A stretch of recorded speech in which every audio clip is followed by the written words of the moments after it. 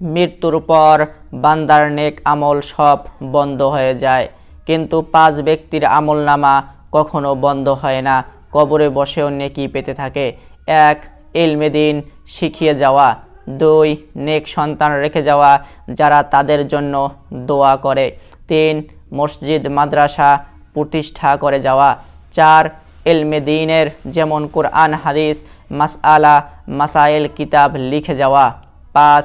মুসাফিরখানা পানির কূপ সাদাকায়ে জারিয়া করে দিয়ে যাওয়া। ইবনে মাজাহ। যে ব্যক্তি জাকাত আদায় করে না, হাসরের দিন তার ধন দৌলতকে অজগর সাপ বানিয়ে তার গলায় মালার ন্যায় জড়িয়ে দেওয়া হবে। তখন ওই অজগর সাপে গালের 2 পাশে কামড়াবে আর বলতে থাকবে, আমি তোমার ধন দৌলত। হুজুর সাল্লাল্লাহু আলাইহি ওয়াসাল্লাম বলেন, যার প্রতিবেশী